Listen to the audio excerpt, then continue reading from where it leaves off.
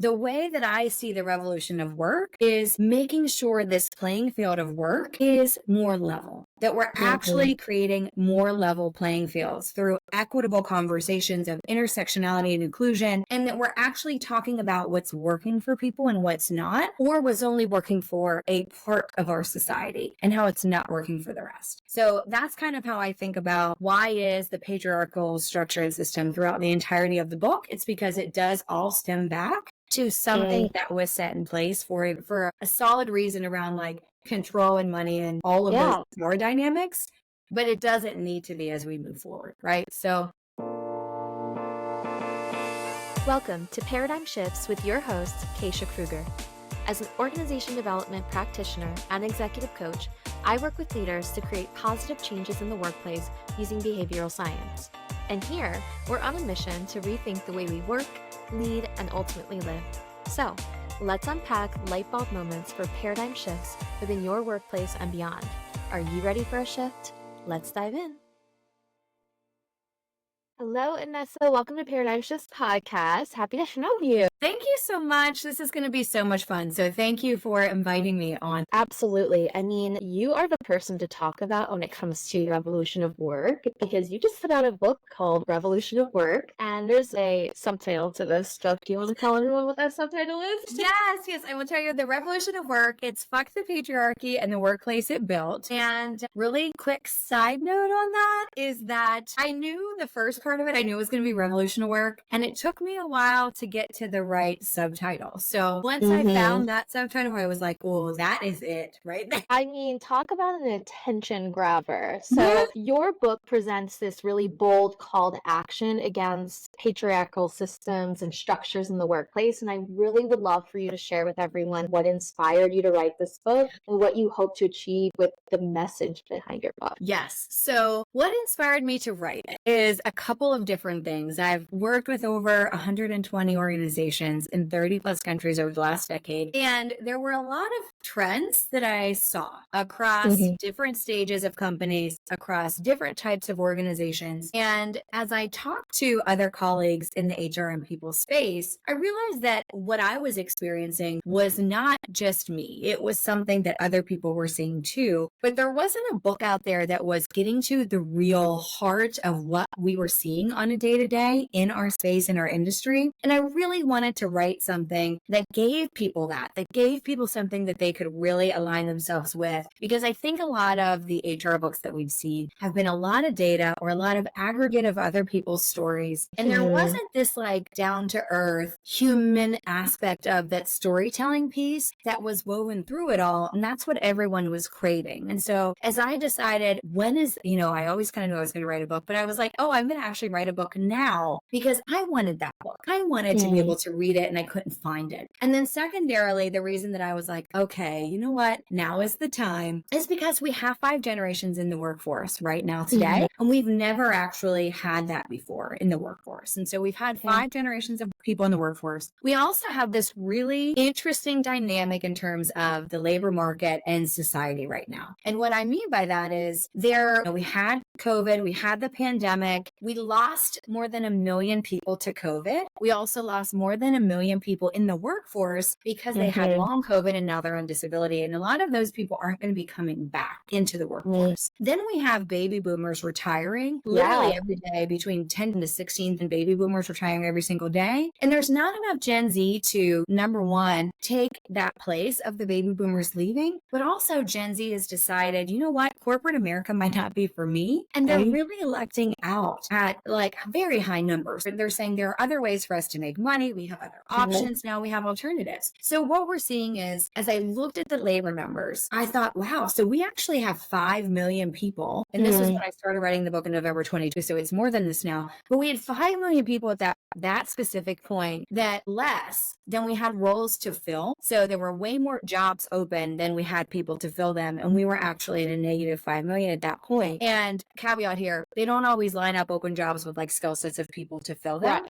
And that would be great, right? But we all looked across and it was like, oh, we didn't actually expect to be down 5 million people right now. And this is an interesting dynamic because as this goes on, that's going to widen, that gap's going to widen. And what's going to happen is there's this, I think a lot of employers really think that they have the power play right now, that they have the upper hand. And it's going to shift very quickly because they're going to literally run out of people to fill those jobs. They're going to run out of people to have in their organization, helping them towards a mission, unless they take care of their people now. And unless they start to decide, you know what, actually humans are a really big piece of our business. And so we need to pay attention to them and support them. And what I wanted to write about, and given all that, was guess what? With that, we actually have a great opportunity. We have a great opportunity to literally change the way that we work, because if we do not do it now in the next 5 years, we may not get this chance again. So all of that really long answer to say, I wanted the book and it was a really precarious time in our labor market. Yes.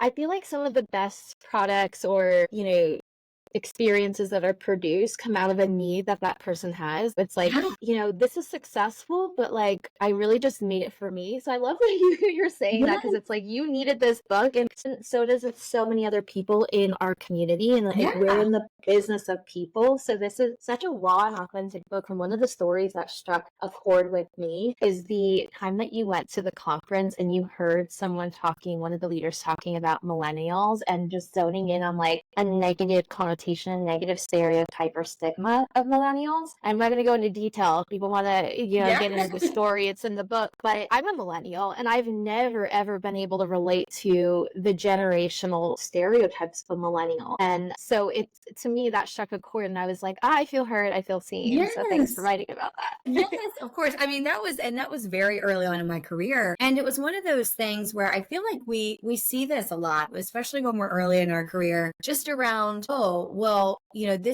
this makes me feel like it's not a welcoming space. And, you don't feel like you said, you're feeling seen or supported in some of those moments. And I think that's such an opportunity where we can do a lot better job just in business in general, with people in general, of just because you're early in your career doesn't mean you don't have as much to offer as someone who's been 10, 20, 30 years in their career. Yeah, I think that's a really critical point, as well as like the diversity of perspective, right? Someone who's been doing something traditionally the same way over and over again, which is essentially, comes down to like what you're talking about, is systems that are like needing to be broken up and undone so that they can be rebuilt. It's like we need that different perspective. We need that additional perspective that maybe isn't looking at things from the same lens, right? Or that same paradigm or whatever.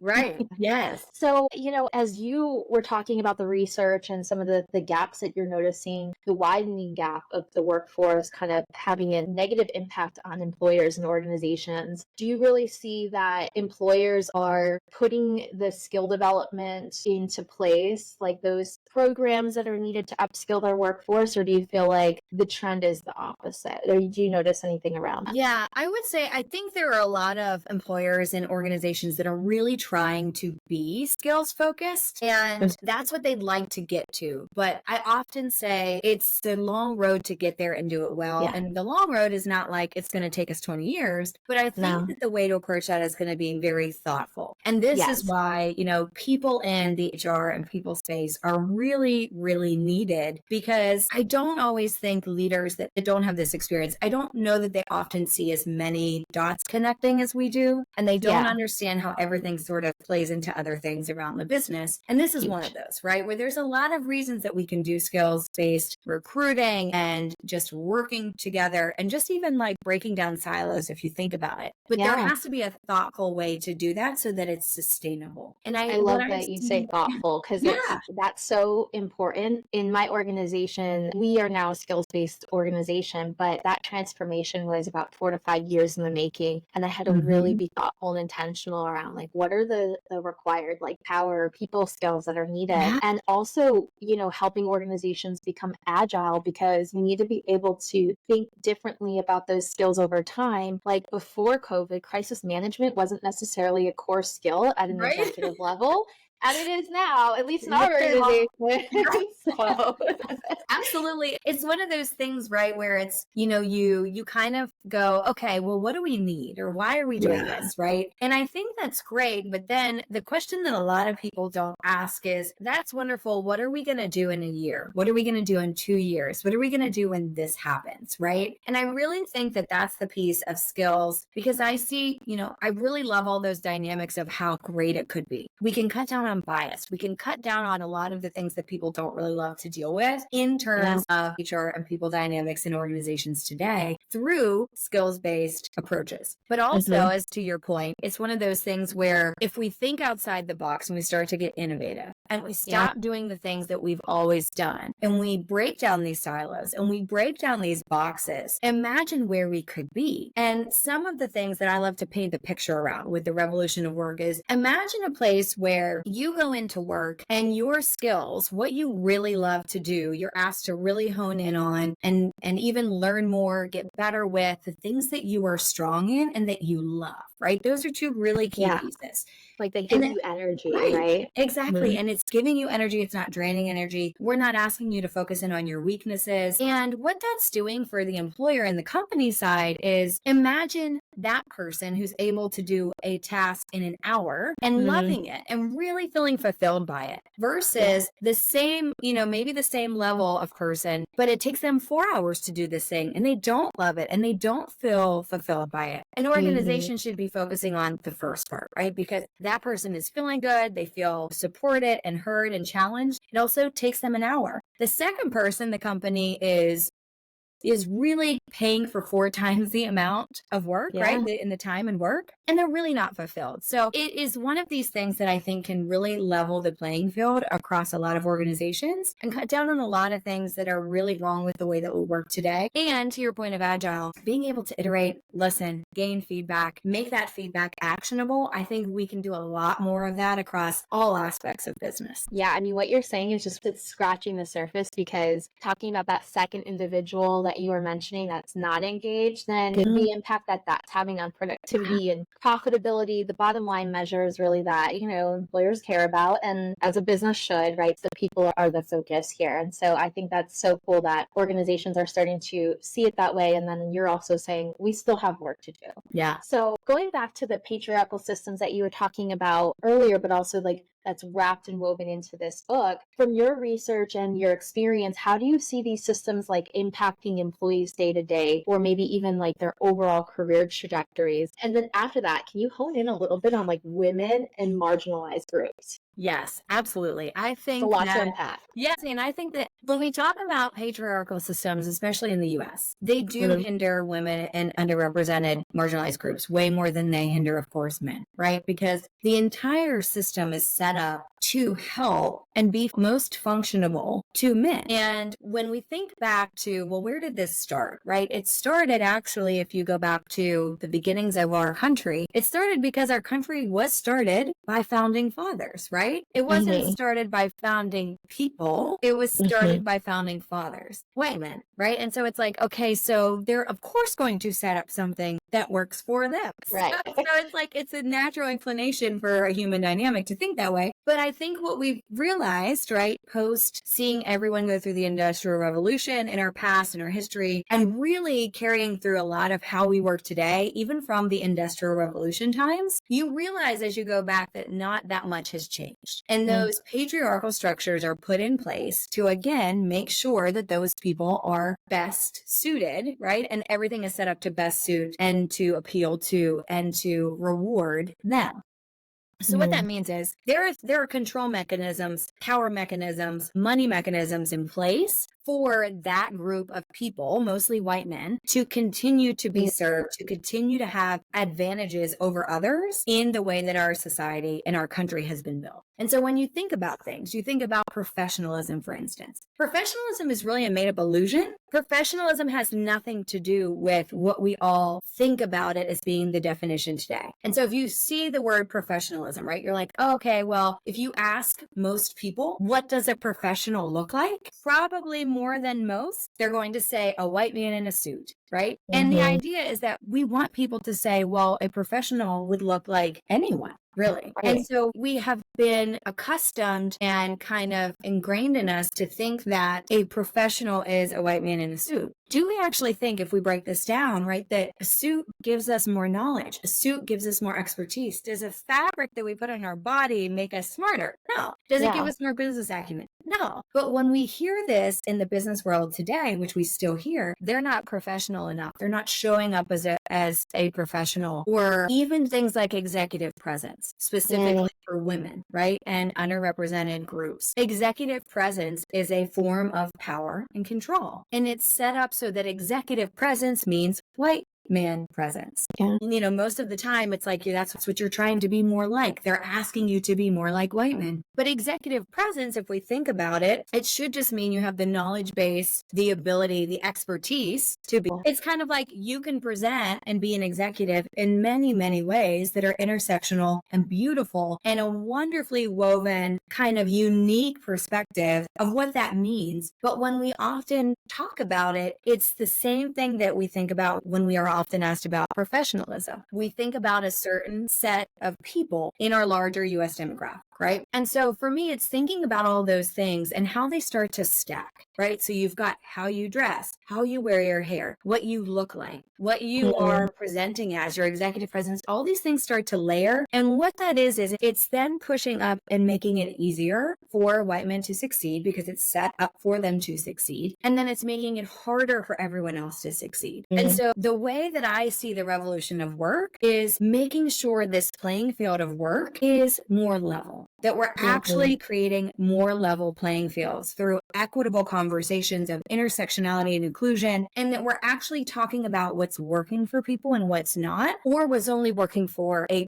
part of our society and how it's not working for the rest. So that's kind of how I think about why is the patriarchal structure and system throughout the entirety of the book. It's because it does all stem back to something that was set in place for a solid reason around like control and money and all more dynamics, but it doesn't need to be as we move forward, right? So I think that's kind of how I think about it. No, I think that's so powerful because in order for us to break down belief systems and create something new, right? Like if you think about like a change model, like you're unfreezing something and then you're refreezing it, like you really need to be aware of the current existing belief systems. Yeah. If you're not aware of that, the root cause, then we're just kind of putting things on top of the surface, right? We're not really like shaking out the things that are contributing in a negative way. I want to go back to what you said about the professionalism and the things that stack up against each other when it comes to like what you wear. I saw a story on LinkedIn the other day. There's a blog post about this woman who applied for a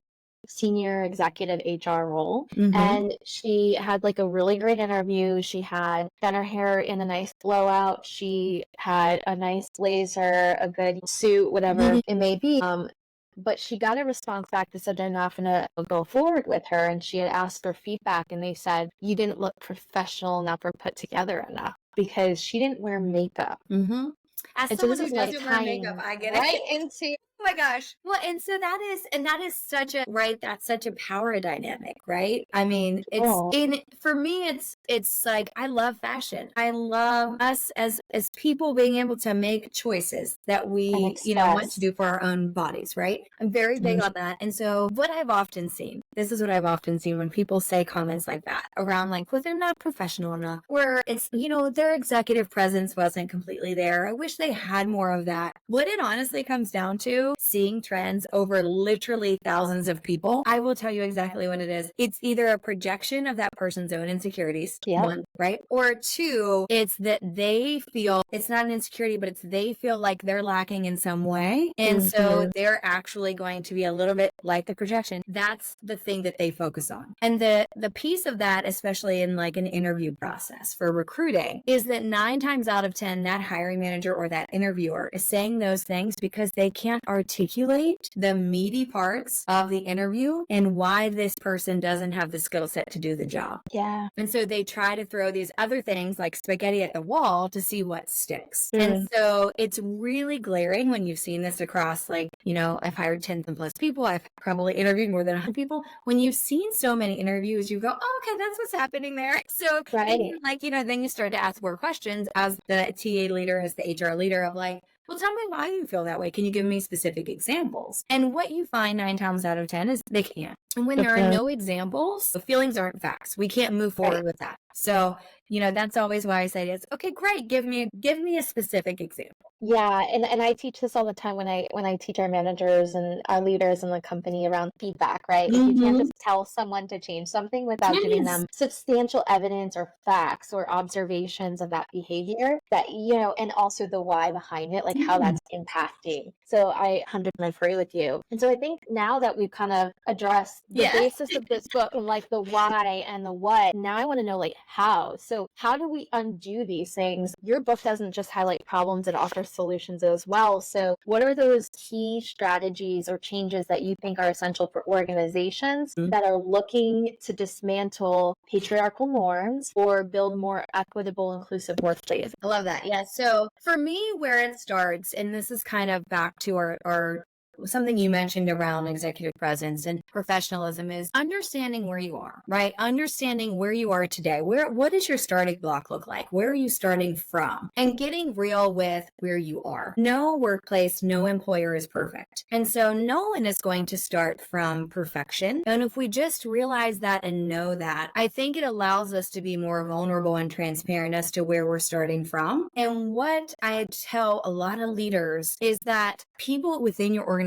are actually going to appreciate that more. They're going to appreciate your transparency and your vulnerability to say, look, we don't have it all figured out. Here are the things we're trying, and let's see how we move forward. So I would say, number one, getting to know where you are from a starting block. The second thing is to start to get really real with what you do on a day-to-day in the business that is actually adding to those patriarchal structures, which in play, in fact, is actually going to be adding to causing inequities in your organization or work environment. And I think when you start to look at those things and you start to dismantle those systems, you will then see that people will be more engaged, and you'll see that they're way more open and vulnerable to tell you what they need, to tell you how they will feel supported. And then the third piece of this that goes along with that is realizing that there is no business out there that is actually made of all robots. Might have some AI pieces, might have some robots in your business, but it's not entirely robots. Most businesses have people in them. And so if we're talking about business, we forget that when we go into work, that it actually is a dynamic with other human beings. And we almost forget that we're human when we step into work mode. It's almost like we are trying every day to be robots, and we feel a failure because we're not succeeding. When we should never be trying to be robots. That's like an apple trying to be an orange. It's not going to happen. And so it's stopping that from both a leadership perspective and an employee perspective and just an overall business perspective to say, let's get back to understanding that we are actually working with humans. What do human beings need? What do they want? What do they want to see? How do they want to feel? And I think we have lost that. We have lost that because we are seeing 80% or more of workers being actively disengaged. We are seeing stress levels at the highest that we've seen them within workplace stress. We are also seeing, especially in our space, in the HR space and people, thousands of people going fractional because they're saying peace to that 9 to 5 Monday through Friday corporate job because they've had enough. And so I think that you see all of these people going into fractional, leaving that corporate workforce, and you see Gen Z not ever even jumping into it to begin with. That is a very clear signal that we're doing it wrong. And so I'm hoping that with the revolution, we start to dial into our humanity. So what I hear you saying is like, first, recognize and be aware of your own unconscious bias and like where you are today. And then the second thing, just being like an actual human being. Right? And owning your shit. And if you're a leader and you need therapy, please find therapy. I find that a lot of leaders will also work out their stuff with their organization when they should be doing their own therapy outside of the workforce. Yes. It's a whole other thing. It's like trauma-informed workplaces. I'd love to do an episode on that because I think I have a great friend who does that. Stephanie Lemick. I'll have to connect the two of you. She's amazing. Yeah, I love that. Absolutely right. I think that the cornerstone of all the work that we do is just self-awareness. It's like if you're not aware of how you're showing up in an environment or an experience, and you're not being vulnerable and taking ownership over your actions, and people aren't going to believe you. They're not going to trust you. They're not going to follow you. And they're not going to get behind you or the mission or the purpose of the organization, right? And going back to your fractional work, do you think that shift is potentially the natural evolution of where we're going? I think so. I think so for a lot of reasons. I think people, especially because of COVID, right, where we all felt out of control for a long while, I think people want control and flexibility. And they're really tired of being in such boxes all the time. And in a lot of ways, for work, as a society, even for instance, like I just saw this really horrible, was shared within an HR group that I'm in, this really horrible job application process where it not only asked if the applicant was pregnant, but how pregnant. I saw that. I saw that too. Oh my gosh, we're not doing this right. We need like to 26 weeks more, and I'm more like than 26 weeks, and I was like, I have no idea why you'd want to ask this. Like, what? Cringy. So what did I do? Right. So I think just really all of those pieces of figuring that out of how do we just sometimes, instead of doing what we've always done and almost like just going along, not even thinking about it, how can we stop ourselves and say, why do we do this? Right? Why do we do it this way? And doesn't even make sense anymore. It doesn't. And I think the things that you're offering up, those things that are surfacing for you, and then what you talked about in the book, it's just like real evidence of like backing up that shift and that natural evolution. And I'm excited to like follow this along. And I do agree that like employees are going to have more of the control, more of the, the drive behind like how that shift plays out. Yes. And I also think too with fractional, and this even from like, it's a lot of people ask me, it seems like a really cool thing for people, right? For the employees going out fractional. But I also say what's lost on some people is that it's actually really good for employers because if you think about it and you go to like, this is like a metaphor that I like to use. You go and you want to make a dinner and you really have like 2 ingredients. And the 2 ingredients that you have, let's say those 2 ingredients are like spaghetti and I don't know, pesto, right? You can be okay. You can be fine. You can make something with spaghetti and pesto, right? Yeah. But imagine if you had spaghetti and pesto and pine nuts and tomatoes and parm and like all these other things, the dish is going to be richer. And what I think that employees or employers are missing is that with fractional, with us creating these different type of gig economies and flexible ways of working, we're also giving employers flexible options to help their businesses scale up quicker, scale down when need be flexible, instead of just one company working for it with just full-time employees and only having that to work with. They could be a company that has part-time and full-time and fractional and consultants and freelancers. And imagine how more iterative and how more agile that second company is than that first. That's such a powerful thought process. And I'd be curious to see how that plays out. When it comes to being human in the workplace, I just want to go back to that real quick. I'm often asked to come and speak on AI, and that shift has been really powerful. And I'm sure you've seen it everywhere. Yes. AI is just huge right now. It's not like it's new or anything, but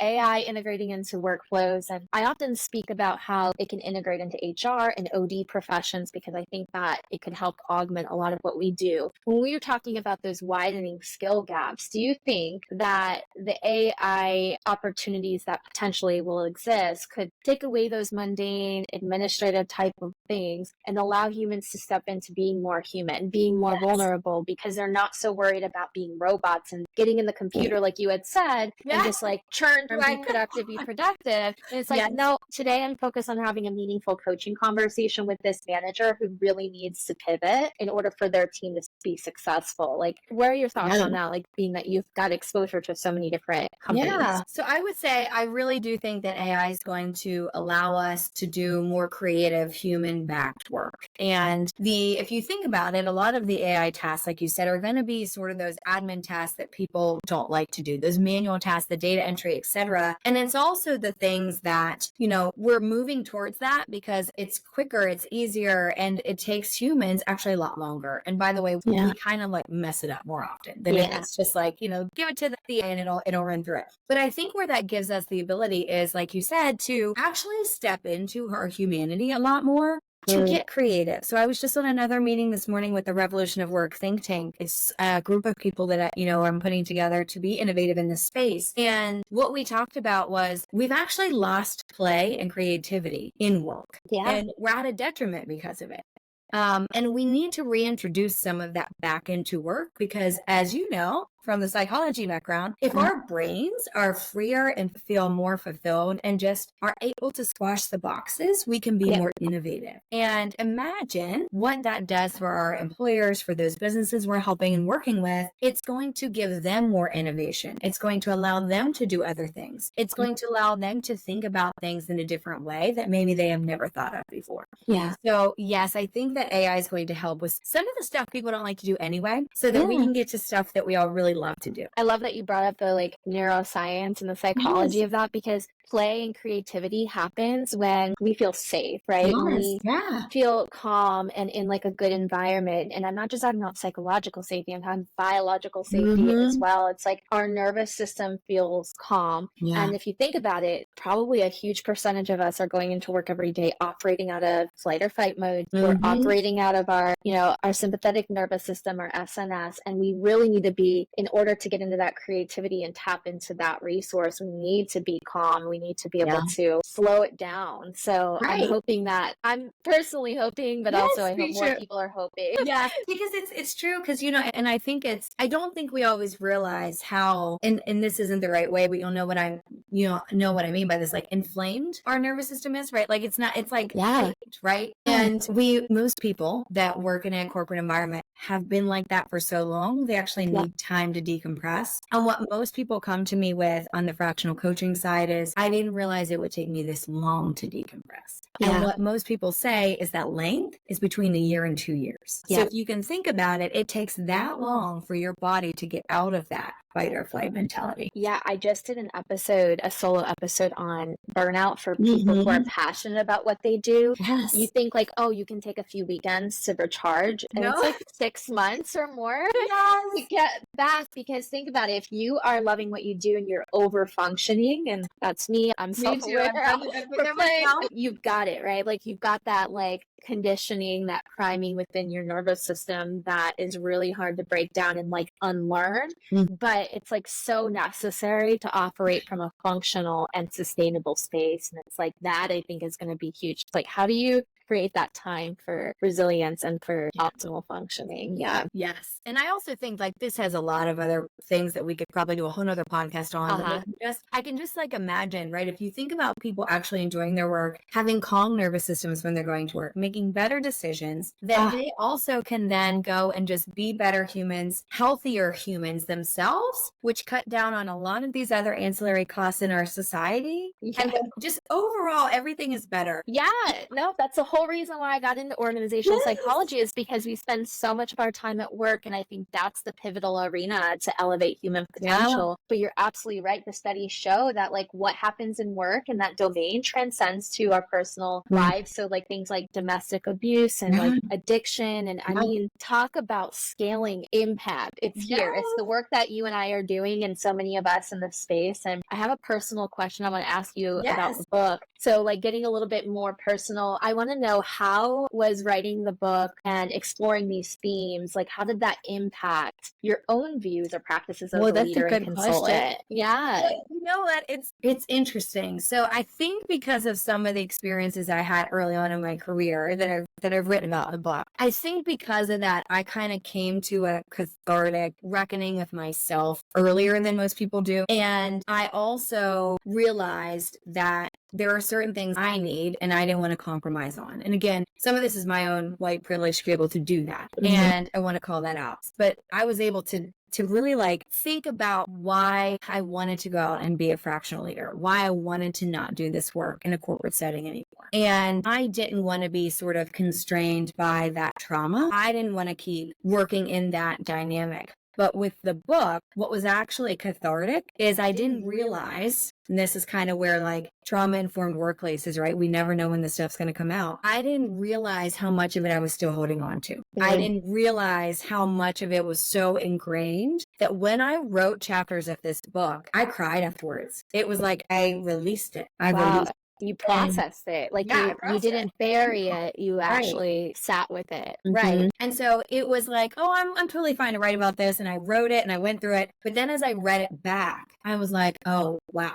And I didn't realize. And I've even had friends come to me after to be like, who are these people? And we need to are they? And like, and I'm like, it's okay. I processed it. It's been a long time, right? Like, but it's that thing where it's like the number of people who've actually reached out to me via email or LinkedIn or however that have said, you read my mind. I had the same experience. I thought I was alone in experiencing this thing. So many people that I've never met before have reached out to me to say, thank you for making me feel less isolated. Yeah. And for me, not only is it like I wanted to write the book for myself, but I also am so glad that it's speaking to people and allowing them to feel less alone. So yeah, No, I guess thank that's you what I'll for leave you with. Yeah. No, I would say thank you as well, because I started this episode off sharing that, like, I felt, seen and heard from that initial experience around, being stereotyped as a millennial and being entitled. And and I'm like, I've been working since I was 14 years old. I come from a small town. I didn't have anything handed to me. So I'm like, that was like, I felt that, I really resonated with it. So I do appreciate you calling that out and sharing that experience. Are there any specific changes that you've made within your company? You have a consulting company, Fike and Co. Yeah. Are there any changes that you've made within your company as a result of writing this book? I think that I have given myself, I was actually just talking to a friend about this the other day. I think that I've given myself more free time and rest time unapologetically. Yeah. After writing this book, because I think that as women, part of the societal things, right, is we always feel like we have to give more, do more, show our value, like we're not doing enough, and we kind of feel guilty.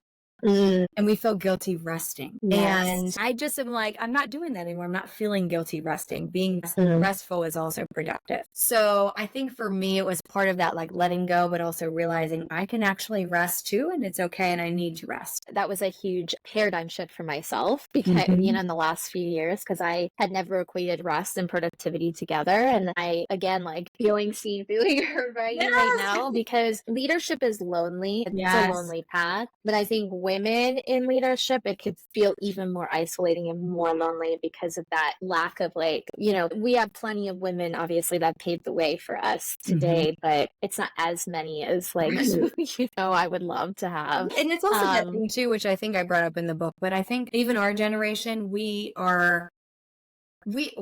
I will speak for me. What I've experienced from other women generationally they're not all this way, but most of the time is I got here and I figured it out, so can you. With like, right? But I think our generation is also that mediating generation in a lot of ways. Mediating to baby boomers with technology and mediating to Gen Z by saying, we're going to pull you up and help you. And I think that's rare and unique. And I can't wait to see the fruits of that labor, because we didn't have that. And I can't wait to see what Gen Z does with that from us. Oh my gosh, that's great. That's an incredible thought. Yeah, I love that idea. So you talked a little bit about what the revolutionized workplace looks like to you. Did you want to share any more about, like, painting that picture? Oh my gosh. Okay. So the thing that I think about with revolution of work and where I wanted to get to, and by the way, I have a son who's going to be 10. And part of my goal too is like, I got to change this place before he gets into the work environment, because he is such a artistic and empathetic soul that I do not want it to squash him or ruin that in him and all of those things, right? And I want that for everyone. That's what I want for everyone. But I just imagine